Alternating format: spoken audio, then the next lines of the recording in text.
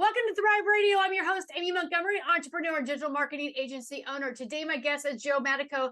He's a seasoned product development expert with 25 years of experience. Joe has helped launch products for iconic brands like Star Wars, Transformers, Crest, Swiffer.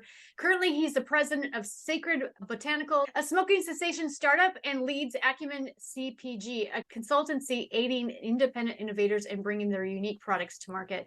Joe, welcome to the podcast. Thank you, Amy. It's great to be here. So can you tell us a little bit about your journey and through the working in the corporate consumer goods, cosmetics world, and then the companies like Hasbro, Gillette, P&G, Max Factor, all of that, and what led you to start your current business, and how are you different from the others in the space? Oh, no, thank you for asking. Yeah, I started my career in the toy industry, and as a little bit of a preamble to that, I did what I think many people have a traditional path, which is go to school, get good grades so you can go to college, and get a good degree so you can work for a good company, and work hard so you can get promoted. And so that very traditional path is the path that I followed for 25 years, working across 9 different companies. And it gave me exposure to a lot of different things, but it wasn't until after that 25-year period that I realized I wanted to go out on my own and to find my own voice as an entrepreneur and do my own thing. And so I started off my career as an engineer working at Kenner Products, doing Star Wars and Transformers and a lot of great, amazing stuff. And it really was an amazing, magical experience. It was one of those once-in-a-lifetime companies and people and environment that you get to work in that I've just never seen since. But one thing I realized very early in that career was that as an engineer, we were always the ones who never got invited to brainstorming or to the creative fun parts of the job. And as I looked at that, oftentimes the engineers would be the ones who say, we can't afford to do that, or we tried that before and it didn't work, or we don't have enough time. And there was always very pragmatic voices about why an idea was good or bad. And as I looked at that, I always longed to be part of that creativity and the fun part. And the industrial designers at the toy company were the cool kids. And I always wanted to hang out with the designers and be with them and look up to them. And so I made an early decision in my career that I think I want to do more than just engineering. And for those who want to stay within engineering, I think it's beautiful and God bless them. But the engineering path, you tend to be a project manager, or you tend to be maybe hardcore engineering design. And I just felt like I wanted to know more. And so I started a 25-year journeyman type of a career, by which I went to different companies that could give me the different experiences to fill out the complete interconnected kind of end-to-end product development process. So if we think about it from somebody has a great idea to a fully qualified winning product on shelf or a brand on shelf, what are all of the steps in between? And if you really look at that process, I describe it as this cross-discipline dance that must occur in a certain choreographed way. How does design relate to engineering? How does engineering relate to marketing? How does marketing work with sales or manufacturing or quality? And so I ended up working for a lot of different companies after about 10 years in the toy industry, working for Hasbro, Kenner, Irwin Toy, Spin Master Toy. And then I transitioned into children's licensed oral care products.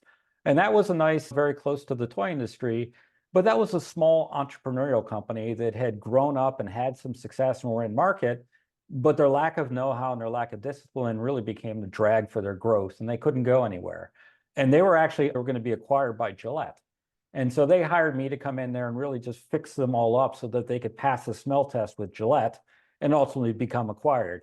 And that's what happened. And it was a fabulous learning experience because it gave me responsibility for so many different parts of the business beyond just that initial engineering push.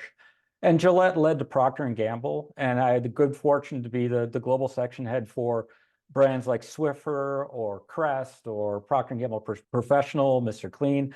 And then I concluded it with Max Factor and CoverGirl, leading their global packaging and device development work. And in that process of working for 9 different companies over a 25-year period, I learned a lot of things about how companies work, what separates a good company from a company that struggles, and what's just that personal fulfillment working within a large corporation versus working for yourself. And so they were divesting the CoverGirl and Max Factor brands to a company called Coty. And I had seen this divestiture, merger, acquisition movie so many times before. I know where it led. And so I use that as my jump off point to say, you know what?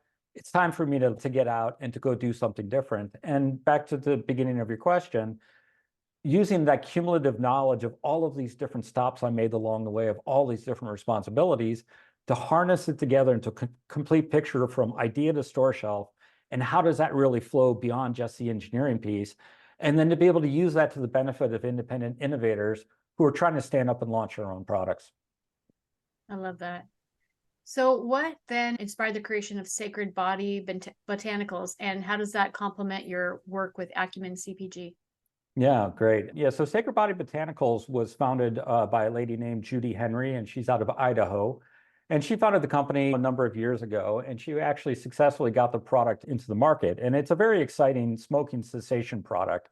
And if you look at the world of people who are addicted to nicotine, whether it's vapes or cigarettes or gums or patches, there's really no options for people to break free of nicotine. And so she came up with a botanically derived formulation, a patented formulation that helps people break that cycle and to be able to help them get through those white knuckled moments when they're jonesing for the cigarette.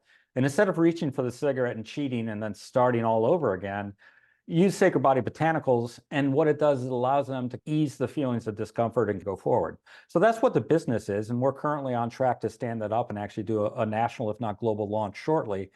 But what attracted me to that business and why that's important were a number of factors. Number one, it's very similar to the licensed oral care business I did, which is here's a business that's struggling, that has a real right to succeed in the marketplace, but through a lot of very real reasons, it's not out there and it's not succeeding.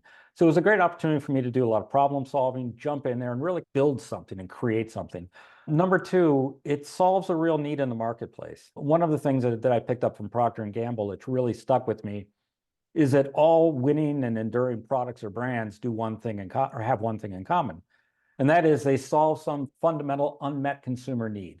And this product for Sacred Body Botanicals does that. There's a need for people to have help when it's time to quit smoking. And really, there are no real options available for people. So that very much attracted me to it. So that combination of things is why it fits and why it works. And if I take a look at Acumen CPG, which is helping people stand up and commercialize their product ideas, once again, Sacred Body Botanicals lines up very nicely with that mission. Yeah, an example that you've done it for yourself, right? Well, that's a great point. Absolutely. That's another part which this may sound a little bit weird, but it's honest. I'm tired of making other people rich. And if I take a look at my career, and we all choose to work at these companies, we all choose to do these things. But if you take a look at what you make and what your salary is versus the revenue that you generate on behalf of the company, there's a very large multiplier. And I was very happy to do it.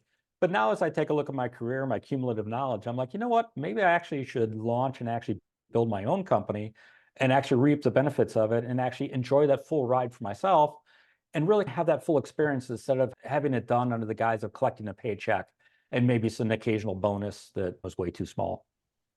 With Acumen CPG, how does your approach empower and independent innovators differently from other industry players? You and I have talked about this a little bit. There are some people that are in the space, but you are very unique. How are you a little bit different from the rest? Yeah, so the primary difference for me would be the services that I offer.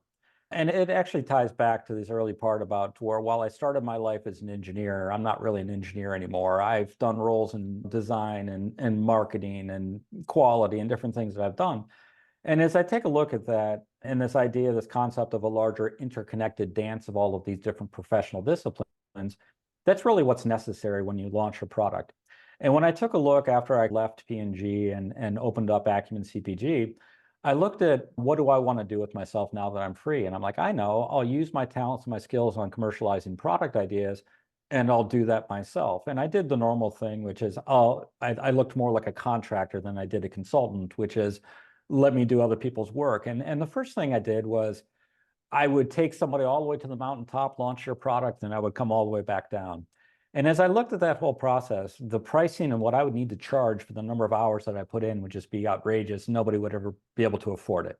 And so as I took a look at the other kind of help options that people have in the marketplace, they're all selling individual services. It's an engineering firm, it's a marketing firm, it's a design studio. And what ends up happening is that the person who is starting doesn't have an understanding of that larger interconnected picture. They hire these resources, they get a patent, they spend money on a prototype. And what they end up with is this large collection of disconnected individual pieces of work that they've paid for and accumulated. And early on, that makes sense and it works. But if you fast forward 6 months, 9 months, 10 months, it's this large collection of activities, and they still don't know how to interconnect them and pull them together. And so the answer to your question is, one thing I do is I don't offer engineering work. I don't offer marketing or design services. What I offer is the knowledge and the information of how to interconnect and actually harmonize all of those different efforts to actually be successful and get the product across the finish line. Because otherwise, it's really largely an operation of trial and error. And new inventors or aspiring innovators come from every walk of life, every economic strata, every professional background. And very few of them actually know how to actually commercialize and produce a product. And so what I do is I fill in those knowledge gaps, so the white space in between all of the other functions, to be able to help them pull it all together and coordinate it in a meaningful way. And it plays very well to my strengths. And it's also very few people are doing that in this space. Love that. So from your perspective, what are some of the most common challenges that self-funded startups face when from the initial idea to the product launch? Yeah, the biggest one, there's probably two that come to mind. Number one would be people fail to get an objective point of view of the quality or the preparedness of their idea. Another one is people spend money way too early in the process. And let me think of the second one first. I think when people have the idea that they go through a process of building up the courage and getting to that decision point to say, you know what, I'm going to chase this dream and I'm going to do it. I'm tired of working in the cubicle farm. This is my ticket out and I'm going to go for it. And I think it's terrific.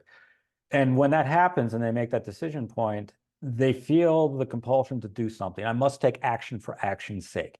What do? I don't know. I've never done this before. Patents. People say patents are important. I better go drop 10 grand on a patent. I need to get a prototype or talk to the factory. And so they start doing these haphazard activities very early in the process, and they'll quickly spend anywhere from $10,000, $40,000, $50,000. And after that protracted period of time, 6 months, 10 months, a year, they're no further ahead than they were. And then the dream dies and the product kind of fails. And now they're bitter for having even started in the first place. And that's all a function of people doing and spending money and action way too early. So the first thing people really need to be doing is really a paperwork exercise, figuring out some very basics of what needs to be sold before you spend a single dollar. Coming back to objectivity, I see this all the time in many different forms. People have an idea, and because our spouse loves us and our dog loves us and everybody and our mom loves us, when we tell them about this idea that we want to launch, we usually get nothing but positive praise and affirmation that they should go for it. And it's a great idea. And it's great that we have those support networks around us, but they're not giving you the objective, hard truth to say, how exactly are you going to make money off of this? Or what about that other product that I see in the market that exists? Or how are you going to solve problems X, Y, and Z? And they simply don't get any objective points of view from the outside world about whether the idea is ready for prime time, whether it's a good idea, a bad idea, it can be drastically changed and shifted. And so one of the things I think that really helps for people is get themselves out of their own head, pull themselves away from their own passion and all the great positive voices telling them how great it is, and get a little bit of an objective point of view from somebody who's a little bit brutally honest and maybe is not going to tell you things that you want to hear. When you're answering that question, I don't think I told you this, but before I started my agency, I had a side hustle of teaching people how to launch their own private label over on Amazon. And I happened to work with a gentleman that he was one that wanted to do an invention, right? So he had this invention, and it was this really ugly, long piece of rubber that your remote would go into. Right? Because he kept losing his remote, and he thought if it was connected to this really long piece of rubber, you just find the rubber thing someplace. You get it different colors and everything in the couch, and that was his thing. He didn't consider that most people don't want a big ugly. That's right. And it was funny. I can absolutely reinforce what you said, because he got so into his prototypes and all of this that when he went through my program to help him with trademarks and help him with packaging and all of this, and I would help with a little bit with the manufacturers and do the forwarding and all of that kind of stuff and get things up on Amazon. And he's, wow, all the gurus out there, they make this sound so easy, and it's not. And but he had gone through the whole thing. But to your point, it's like whenever I check back to him, he hadn't quite launched, because he got so caught in all the weeds that you were talking about. That's right. It's very typical. Absolutely. Yeah. As you described that, one of the things that jumps off the page is this idea of working backwards from an objective or a goal. So you've got the idea, great, that's the starting point, but don't go A, B, C, D, E, because what happens is you are so inherently biased and passionate about your own idea that you're going to spend all this time progressing down this path that may not serve and work. And as I said earlier, start with, does your product solve a fundamental unmet consumer need? Yes or no is number one. And even if the answer is no, maybe the market's big enough to afford to have you as another competitor in the market, fine. But who's your target consumer would be the other next question. Who are you making this for and what's what? And if you know who your target consumer is and what he or she's likes, dislikes, needs, problems are, let that be your guiding star about how you design your product, how you price your product, where it's going to be available to purchase. And again, what people do is because they can see that clear vision alone in their own mind's eye, they work on bringing that picture to life. And while it sings to them and it makes all the sense in the world to what they see, the economics are bad. The design is bad. Nobody likes it but themselves. Yeah. And it's very laudable what they're doing. But once again, it comes back to this question of objectivity to say, who are you really serving? Are you doing this as a vanity project for yourself? Or are you trying to build a business out of it and actually try to target a specific consumer? If you take a look at it, everybody had to start somewhere. And a lot of times these first projects that people try to launch, statistically, the numbers are very low in terms of success rate. But for those who are able to pull it across the finish line with blood, sweat, and tears, they learn so much along the way to where the second one is like a layup. It's so damn easy. But that first one, whoa, that's a brutal one. And so that's always the principle of what I try to offer for my value and how I serve my clients is, before you step on all of these classic pitfalls that 9.9 out of 10 people in your position make, let's see if we can't do something. And what you're talking earlier about a little bit of market research or a little bit of competitive analysis, those are all paperwork exercises that really shouldn't cost you anything. And there really should be like this, a linear ramp up that you spend zero money in the beginning, but over time, as you approach a design freeze or as you approach your market entry, that's when you start really spending any kind of money in the process and launching. And then the last thing I would say on that would be, for those who did successfully get it across the finish line through the blood, sweats, and tears method, often what I find in the other group of clients that I serve are newly established product companies. Because what they usually will look like is they got it over the finish line, they're revenue positive, they're off to the races. But they never realize that there's a better, easier, smarter way to launch the next product. And so what they do is they fire up the broken machine, and now they've got more money to pour into the machine, but the machine's still broken. And the next product is this painful, horrible experience. And over the next 5-10 years, they'll incrementally get better. But even if you get it across the finish line, let's re-examine how you got there, and actually let's put a fresh system in place that can now maximize and scale that success that you built instead of repeating the same nightmare that got you there in the first place. Yeah, right. So you've also mentioned in previous conversations that the best products come from individuals. What unique strengths do independent innovators bring to the table, and how do you help them to harness their strengths? Yeah, great question. As I look back at my corporate days about what I loved and what I did not love, one of the things that always made me mental was just the bureaucratic burden and this idea that everything needs to be smashed into a square peg in a square hole. And if it's not a square peg, get a bigger hammer, it'll fit. And I think that's done for real reasons, for stability and companies and where they're trying to go, that they can't afford to be too crazy all the time. But that ends up building a culture that's very stifling to any sort of innovation or anything new. And I think if we take a look at the individual inventor who's a waitress somewhere or working in a cubicle farm that's dry and it kills their soul, they're uninhibited by all of those things. And they have that true genius and that spark to see something that nobody else can.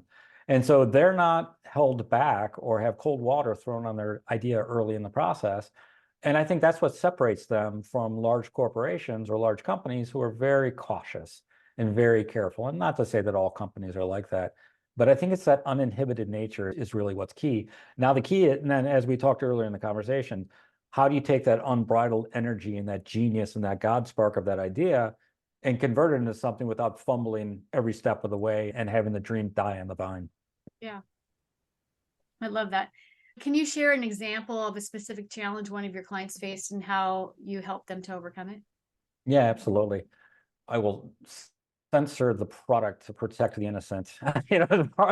For what the product does, I don't want to embarrass anybody. Cost. Cost is a recurring killer issue on projects. And this person had developed their product, and because it's their baby and they only wanted the best of the best. And it reminds me of Jurassic Park, and the owner of the park says, nothing but the finest, nothing but the best. And that's very understandable in this mindset. And I see that again and again with startups and people who are trying to bring their idea to life, which is they really want to make sure that everything's gold plated and their product, by golly, is going to be second fiddle to nobody. And what that does is it leads to these early design choices and these early positioning choices to where it just unravels as they get further down the path. And what will typically happen is they reach a point where they now need to get a quotation from a manufacturer. And they go to a manufacturer, and the manufacturer gives them a price that's 5 times more expensive than what the economics of their project support. And because they're so close to it, and because they don't want to give an inch on their quality and their high standards that they want for their baby, they aren't willing to make the hard choices to be able to get that manufacturing cost down to a number to where the economics work for the project. And usually what they'll do in those cases is oftentimes they will launch the product with the bad economics, and then they have zero ability to scale or grow the business. And so I had this dream I was going to be coast to coast in Dick's Sporting Goods, and this is where I was going to sell it. I don't have the margins to do that, so I'll open up an e-commerce store. And okay, an e-commerce store is a great place to start with your business, your product business. But if you ever want to break out and get into brick and mortar retail, you're now handcuffed because you simply don't have enough meat on the bone in terms of margin to be able to give the retailer any sort of markup points or anything that they would want to work with. And so now they've stifled their business. And then the other part that ends up happening is, even with an e-commerce play, they have to have such a high price point to pay for their bad economics that their target consumer is simply unwilling to pay the price that they're asking for. And so with that client, and this has been more than one client, a lot of times it's bringing it back to basics and saying, let's actually start with who's your target consumer, what is their pricing sensitivity, what is your margin that you want to protect. Let's back that down into an X factor or cost of goods sold target that supports all of those numbers up and down the economics. And then what does your design need to be in order to support that cost of goods sold? And a lot of times it's challenging their conceptions and challenging, does that really need to be gold plated? Or can we actually use gold spray paint? What can we do? And it's a bit of a hard thing, but usually I wish it was a better way. When the reality slaps them in the face that they simply are not going to be able to have a viable business with the choices they've made, they acquiesce and are willing to challenge some of their earlier notions and their earlier thoughts on how high needs to be. Yeah, I like that. It was a very long answer to a very short question, Yeah. but it touches, I think what it does is it tells the story that pay me now or pay me later, one of my first mentor ever told me, and that if you don't spend that upfront time getting clear of what you're trying to do, the number of problems are only going to multiply forward, and it's always going to be cheaper to fix them early than it is later. And a lot of times it's a rescue mission just to untie some of these mistakes. Yeah. So considering the financial hurdles that a lot of the new inventors face, new business owners, how do you assist those that might not have an extensive financial resources? Yeah, that's terrific. That's a very real problem and a real tough challenge. So the conventional wisdom says you bootstrap it to a certain point, and then you should go to friends and family when it comes time to get your real first chunk of money that's necessary, and then maybe you look at angel investors or crowdfunding thereafter. That's the conventional wisdom. And having gone through my own startup efforts and working with multiple clients, that wisdom holds true, even though I'm hesitant to say that it's an absolute rule, because I think if you really do have the right idea and that real game changer technology or the game changer product that just the world says, oh my God, I can't believe we didn't think of that sooner, money will come out of the woodwork and you can actually find the money. But usually if you're in a pre-revenue stage, it's really a tough time. And so once again, this is another reason why my advice to people is get very clear in the paperwork and identifying who your consumer is and the economics and where you're going to show up. That doesn't cost anything. So make progress on those. Resist the urge to run out and spend a bunch of money on X, Y, and Z, but go very frugal in the beginning. And what you do in that process is you build a very compelling story. And you can speak to your product with absolute clarity to where in that proverbial 30-second elevator pitch and that opportunistic situation where somebody with money is sitting next to you, you've got the wherewithal to be able to articulate it and describe it in a way that lights their hair on fire.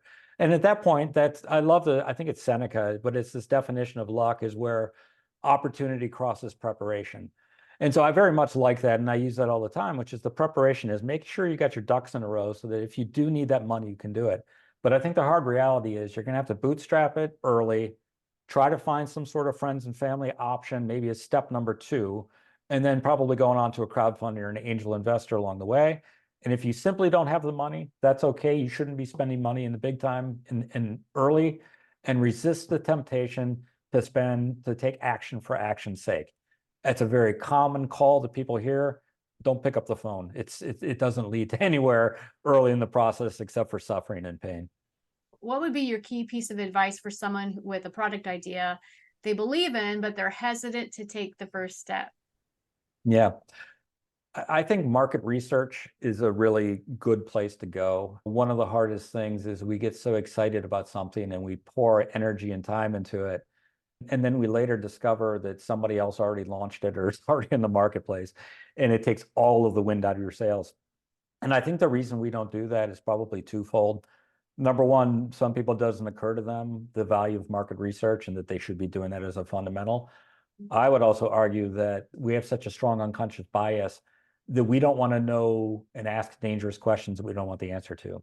So maybe we turn a little bit of a purposeful blind eye unconsciously to doing that market research because we don't want to find that answer that says, oh my God, I'm not the first to the party. So again, I would probably say market research is number one. And then, as I've said earlier, does your product solve a fundamental unmet consumer need for your consumers? And then maybe third would be, who is your target consumer? Who is she? What are her shopping habits? What does she like? What turns her on? What turns her off? But get very clear in those 3 areas is what I would strongly advise people to do. I love that advice. You and I talked about this. I have an anti-aging serum, and I think even in listening to you, it's probably wise that I have not gone all in. Mm-hmm. It's something that I started in 2009, and I was creating all kinds of products that really they were very healing to people. Mm-hmm. It's got essential oils in it, and people would have different ailments, and it would actually help them. And it's something that's not new and very easy to copy. And the anti-aging serum stuff that I do, it's all essential oils. But I will say this, there's still an amount of it that is enjoyable to mm-hmm. offer it to my community on my social media platform every once in a while. And if I get a few orders or people that are around me, whatever it may be, and honestly, that's enough. I think that if I were to launch something around it, I'd have to come up with another product that's related, that, to your point, that there's not already a market, because there's so many anti-aging stuff. And some of the things that I ran into was I was basically just selling active ingredients. And I went from and nobody wanted to pay the money. So then I went from just active ingredients to making a really large bottle. Yep. And then they were willing. They're like, oh, that's a gigantic bottle. Give me 4. There's that difference too. Just doing something for fun on the side every once in a while and mm-hmm. being okay with that, versus do you want to really go big and build it? Absolutely. Yeah. And you reminded me of something that I should have mentioned earlier, but it's one of the first questions I ask with a new client, which is, what are your actual end goals and objectives? And what do you want to do? And if we talk about the world of consumer products, which is where I specialize, it's usually one of 3 answers. I want to produce a product and compete in the marketplace. Option number 2 is I want to lock up some IP or patents, and then I want to license it for others to do. And the third option is I want to lock up some IP or some patents, and then I want to sell the idea outright and just let somebody buy it completely. So those are the 3 very common paths that people do. And this idea of, even if it's I want to manufacture and compete in the marketplace, we could double click on that and say, do you want to be coast to coast? Do you want to be global? Do you want to be the anti-aging serum queen of the world? Or do you want to carve out a couple of percentage of the market share and be very happy with that? But it starts with these end goals. And I think it's a similar theme of what I said earlier, which is start with the end goals in mind and then work backwards of what must be true to bring those to life. And I think having that clarity of what you want to do is very important. The other thing I would throw on top of this, which is a crowded marketplace, is a very interesting subject. It's an imperfect analogy, but let's use toothbrushes. That if you were the first one to market in the year 2025 with a thing called a toothbrush, the money you could make and the market you could own would be unbelievable. But it's a very crowded space. So it's a crowded space, but the demand is also very high because everybody in the world, most everybody in the world brushes their teeth. So it gets down to this other question, say, what are the points of parity or what are the points of differentiation versus other in-market options that are currently available? And what can I do with mine to either ride the coattails of other kind of market leaders with a Me Too or a similar product, or what can I do to differentiate my product to sing? And it ties back to that target consumer conversation we're having, which is maybe I'm going after women who want a toothbrush that doesn't look like it came from an army boot camp, something that's sexy and interesting and fun. And now we're talking about a more narrow segment to say, okay, I think there's a group of women who are frustrated by the lack of design and visual interest in toothbrushes. So let's develop that. And actually, that will be our little niche or our little points of differentiation in an otherwise crowded field. And I think with your serum, as you talk about that, you already have a lot of core ingredients of things that make it special. And a lot of times, and your marketing background would really help you here, how do you position that? What's your value proposition? How do you want to talk about some of those core attributes so that allows you to differentiate yourself from the crowded field? And then that's that clarion call to people when they think of your product, they think, oh, it does benefit X, Y, and Z, which none of the others do. And kind of spin it into a great story that differentiates yourself. You really hit on a couple of points that I want to mention. I don't talk about this a lot, but when I was at Deloitte, I went through some training through Harvard Business School on how to turn businesses into Fortune 50. And it's an algorithm that basically breaks up your business model. And in each category, you add what they call innovation in each category. And you actually touched on this in saying that. And I think that saying innovation is just a fancy word for adding some sort of spin on your product. So if I were to take my anti-aging serum and say, okay, maybe this is for people that really just want natural products, they don't want stuff on their chemicals. And maybe 10% of my profits goes to helping the fighting waste or something to do with supporting local farms, or that would be one level of innovation. So what they did was they figured out that they studied all the Fortune 50s that have ever existed, McDonald's, Ford, Facebook, all of this, right? And they came up with these categories and what you have to do to then be unbeatable, right? And to scale. And then they spent 8 years developing this. Anyway, but you nailed it on the head, and you're actually talking about the books out of the book smarts, and you're actually applying it in real life. So I love that. Yeah, that's one of the things I think you bring up memories of Procter and Gamble, and I spent 10 years at P&G, and I learned so much from that organization. And one of the things was that concept, which is, what are we going to do when we launch this? What is the competitive response going to be when we hit the market? And then actually war game it out to say, if they do this, we're going to do that. If they do this, we can hit them with that.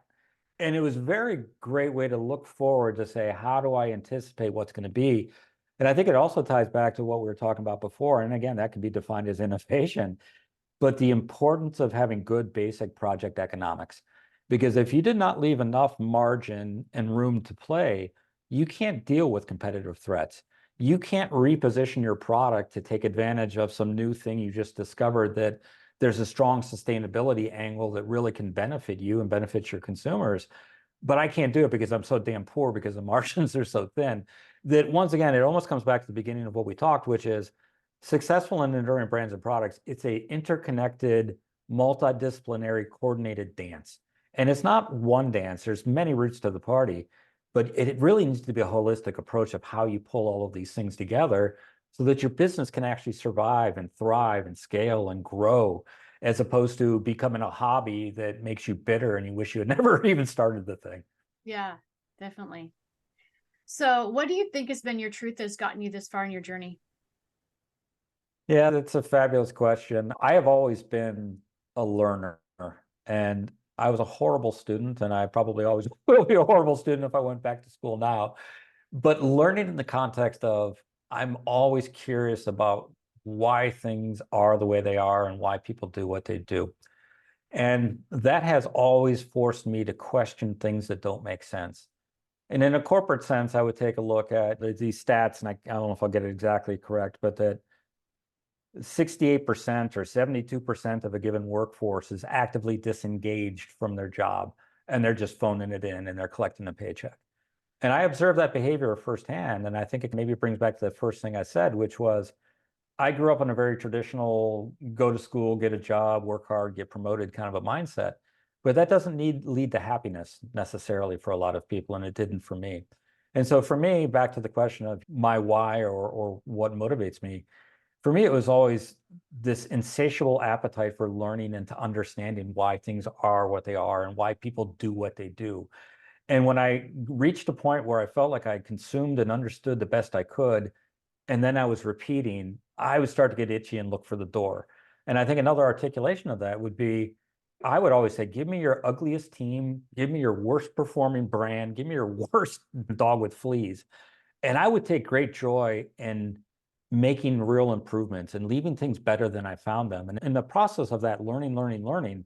But once it was humming along and really firing on all cylinders and doing great, and you transition into a maintenance of the brand or a maintenance of the product, I get bored out of my mind.